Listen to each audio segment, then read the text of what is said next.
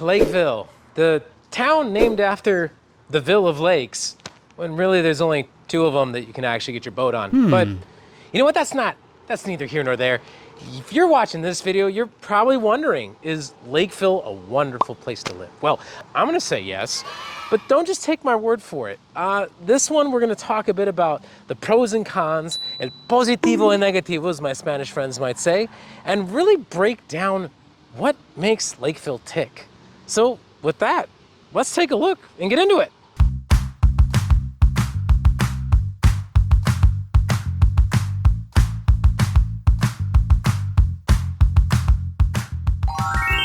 Listen, if this is your first time to the channel, hi, my name's Chris. I'm the one that makes all the videos and whose face is on it. I represent the Twin Cities, Minnesota Living team, and me and my team know a few things about Lakeville and the South Metro. You see, we've been doing this for about the last 15 years with a particular focus in the South Metro, Minnesota. So please take the time to take a look and let's see if we can help educate you on what the right decision might be. There is a lot to talk about. Lakeville in particular is not just a city that has been rapidly growing, rated one of the top 3 fastest growing cities for a number of years in the state of Minnesota, but you could not come to a better expert. I have lived here for the last 30 years. All my family is from here. I actually sit on Lakeville's Chamber of Commerce and help to bring other businesses and promote other businesses within the city. This city is by far the one I know the most about, the most passionate about. The point is to be honest, the point is to be informative so that you have the clear path forward to know if this is one of the ones for you. But all that is to say, I do also have some really cool things to share. So let's get into some of the top positives first about why Lakeville might be a great choice.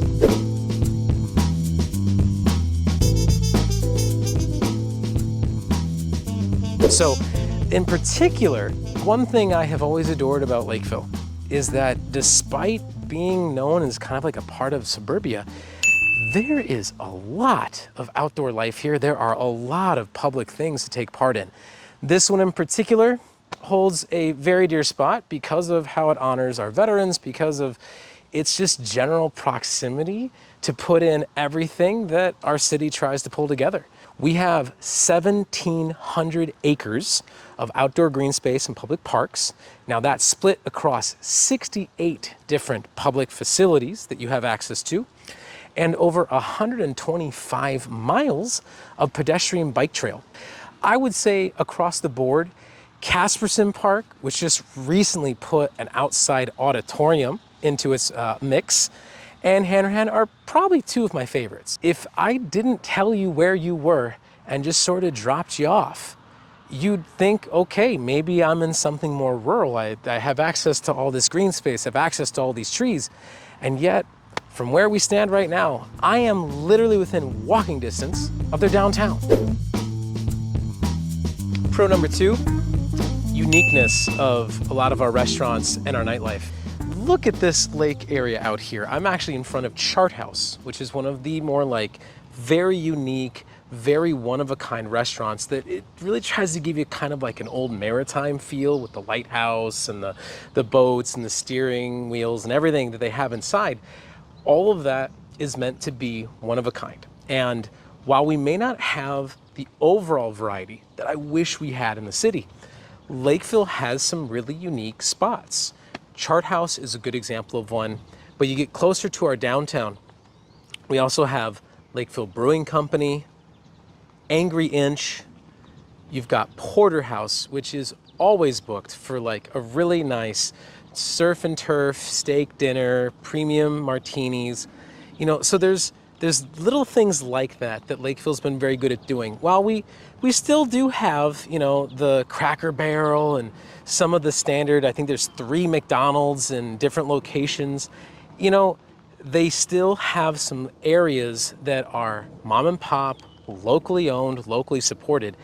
And not only does that help to kind of give us more of like an actual, you know, town, like pride of ownership type of feel, but you have a higher likelihood when supporting those businesses that you're supporting a local business and not just a corporation. All right, so pro number 3, I'm actually back out in nature. You heard me talk earlier about the parks and the recreation, and you know, this one's kind of in that same vein, but there's enough specificity to it that I felt it deserved its own point.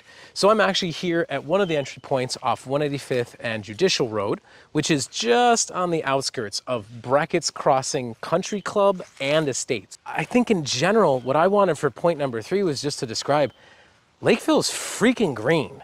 When I moved here with my family 30 years ago, that was the first thing that I noticed. You know, I came from a Chicago suburb, and you know, the Chicago's still part of the Midwest. There's still plenty of things that are beautiful, but I was stunned at how green all the trees, all the grass. I mean, this is quintessential Minnesota that you're seeing out here. And the thing is, it's not just located in one area, it's kind of all over. We've got really mature trees in a lot of our neighborhoods. There's a lot of green space in all these different locations. And you'll even see me talk about Lake Marion. You know, Lake Marion, Crystal Lake, those are by far probably the 2 most accessible lakes we have in Lakeville, but there's just a lot of natural outdoor splendor that is amazing in the spring and summer. But there's still plenty of ways to enjoy it. There's plenty of dog parks, plenty of outdoor activities, even when it gets a little chillier or is, you know, -10 out. And as I've said in some of the other content about the other, you know, cities we talk about, that's a big thing if you're gonna live in Minnesota. You have to be able to have things to do during the winter that are also outdoors. Otherwise, you know, you go stir crazy. But again, between the golf course here at Brackett's, between the water that we have in the various locations, and Murphy-Hanrahan itself, as I'm kind of using as the reference point here, there's plenty to do, plenty to appreciate.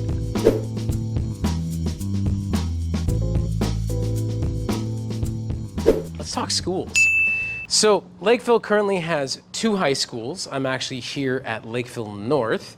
3 middle schools and 8 elementary schools. Now, those numbers are going to continue to change as we continue to have more people move in and there's more homes being built. This is actually one of the reasons Lakeville is sought after.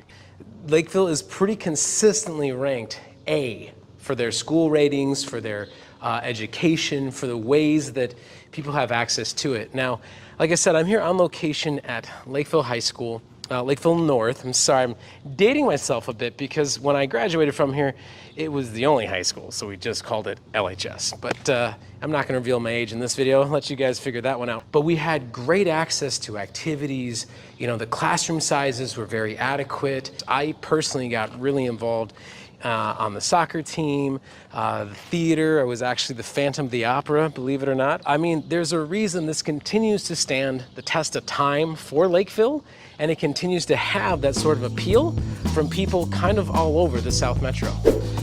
All right, taking this one from the cab, because we're gonna talk about, for pro number 5 and our final pro, we're gonna talk about location and infrastructure. I know, not as sexy as some of the other ones we've talked about, but equally as important if you're trying to consider Lakeville as a comparable city to places you could be around the metro. Now, I think first things first, let's discuss the location piece of it. I've said before, Lakeville itself, in certain respects, may be a suitcase town where there's just not as much yet in all the places you could be. But part of what makes it so attractive is that getting on 35 takes you within 20, maybe 30 minutes, depending on what part you're trying to go, into Minneapolis or St. Paul. And that ability to be there so simply, so easily, you know, really does make the difference. If you're trying to get access to museums or nightlife, bars, live music, I mean, the list goes on of the things that are accessible across the Twin Cities and Metro in general. And the beauty is with 35 and then having access even to Cedar, 42, 13, I mean, there are plenty of connecting roads that really make trying to move in and around Lakeville very simple. And one of the things, especially if you're watching this from Texas, for example, I mean, one of the greatest comparisons that I made from some of my travels was Austin. Austin is a wonderful city that has grown way too freaking fast. and way too large for the infrastructure of its town and its city council to keep up with. Now, while Lakeville has certainly been growing by the leaps and bounds that I've discussed, they have managed, sometimes it's a bit of a growing pain to get there, but they've managed pretty well to keep up with the rest of the roads, the rest of the utilities. We have regular access to high-speed internet. Water and sewer are pretty much connected. In most places, they need to be rather quickly. And in almost all parts of the town, north, east, south, west, they've managed to either proactively build the right roads that are necessary so that it doesn't get too congested or too backed up. For the most part, you don't get really jammed up, even during rush hour, with too much traffic. And it makes getting around the town at the various times of day very accessible. We also are one of the only towns that actually has like a very usable commuter airport. It really does make it simple to be able to have access to the airport, which means then it kind of doesn't really matter if this is just one location that you have as a summer home or a stopping point, when you can easily fly wherever you need to go next. All right, so con number one, we gotta talk about the limits that Lakeville has on actual nightlife and clubs and bars, restaurants. Now, I know I talked about Chart House, and I still stand by what Lakeville does have.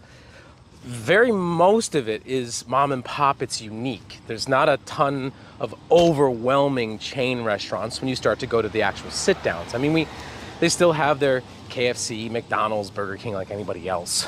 But if you're really looking for something that is more diverse, if you're looking for destinations, both for music and for actual nightlife, it's pretty limiting here. And most of the time, while it's great that we have such ready, easy access to the rest of 35 and Cedar and the main routes that take you into Minneapolis or St. Paul, you pretty much have to bear in mind that if you want to see a big music act, if you want to see a sporting event, you're going to probably have to go to one of those two cities to see it at the level you want, because there's just nothing even close to that around here. Rant alert, we're going to have to talk about Lakeville Liquors here. We do things a little bit differently in Lakeville. Unlike many and most of the other cities in the state, Lakeville has what's called a municipal liquor system, aptly named Lakeville Liquors. Now, proponents, people that are in favor of this, will state that it actually has a municipal cause, because a portion of their proceeds actually go towards funding some of the things in Lakeville. In Lakeville, Walmart and Target, which we already do successfully have, can't sell liquor. Now, people that are against this would point out that there's a trickle-down effect. As we have missed out on businesses like this coming in, it's actually stopped other businesses that benefit from the additional retail, from the additional commerce. Now, regardless of where you may stand on this subject, we do have the issue of we get passed over for a lot of other business, a lot of other commerce that would otherwise contribute to nightlife, retail, just generally having more variety. I'm actually on the east side of Lakeville, past Heritage Drive, and well, you're gonna see in some of the footage, parts of this are practically a ghost town at this point. We've lost one of our restaurants. The CrossFit has moved clear across town. Great Clip shut down here a few miles back. Like, it's just, this is kind of how it is in certain areas of the town in general. And like I said before, regardless of how we got there, you know, we've just not had a lot of new stuff coming in.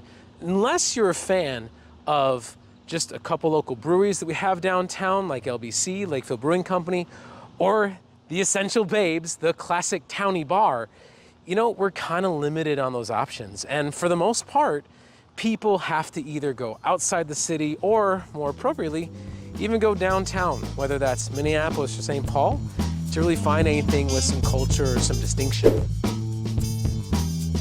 So, con number two, public transport, or, well, lack thereof. I'm out here at Lakeville's Park and Ride, which is arguably one of like the only locations that they really have any sort of public transport to speak of. Now, you've heard me talk about this point I'm actually trying to not bring up in a lot of the videos because it's kind of Minnesota. You know, across the board, most of the burbs don't really have much to speak of. outside of living in actual Minneapolis or St. Paul proper. But like here, we've got an ability to come park your car, get on the metro bus, have that take you into town. You know, even Apple Valley and Eagan on some of the east side, they've got, you know, little stops that can get you closer to the light rail. But really out here in Lakeville, you've gotta have a car. You know, Ubers add up really fast. And if you're going to work in Minneapolis or St. Paul, it's still not that bad. It's actually very convenient to be able to get to and from outside of the more congested rush hour times of day. But if you don't have a means of transportation, it's gonna be really tricky. This, where I'm standing right now, is about the only option to you. And even getting here, as the name Park and Ride might imply, still requires you to have a car. All right, con number 3, cost of living in Lakeville. And I know, it seems a little bit weird to be talking about that while I'm sitting here in a brand new construction model home with the detached island, the backsplash, the grill, everything else, but that's also kind of the point. Lakeville has been consistently ranked in the top 3 fastest growing cities, up there with Maple Grove and Woodbury, quite consistently over about the last 20 years. You know, for all the things that work for Lakeville, the infrastructure, the accessibility to, you know, the Twin Cities and the schools in particular, it's really created this influx of people that all want to be here for the same collective reasons. And Lakeville in particular has had a lot of land that it's just been sitting on that has become developed. And, you know, as more becomes developed, as the demand increases, you know, so does the price for everything that comes with it and the dollar per square foot of your real estate. You know, and it's not just the real estate, you know, compared to some of the surrounding cities. If you look at Burnsville, look at Farmington, it's the dollar per square foot, it's the taxes tend to be higher. If you're not coming here because of the schools, if you're not trying to stay closer to a pond, a lake, or some sort of green space, you know, you might be paying a premium just to be here. But as I'm making this video in the summer of 2023, if you compare us to the surrounding cities, till you hit parts of Eagan, Lakeville is definitely the most expensive. And if you don't need the certain features like the attraction to the things I just mentioned, it may not make as much sense to choose this one as the primary place for you to live.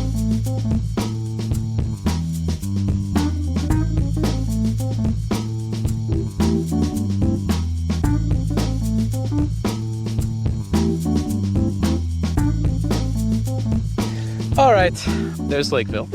I hope you found this informative. If you enjoyed the video, consider giving us a like, drop a comment. You know, when you're ready to discuss how to make this a reality, set up a Calendly shoot with us. Let's have an actual conversation. We can do a virtual face-to-face and really break down for you or your family exactly how this is meant to play out to make any of this an actual reality. I sincerely hope that you come to learn about Lakeville, learn about the South Metro, fall in love with it as much as I have, and I will look forward to catching you at the next one.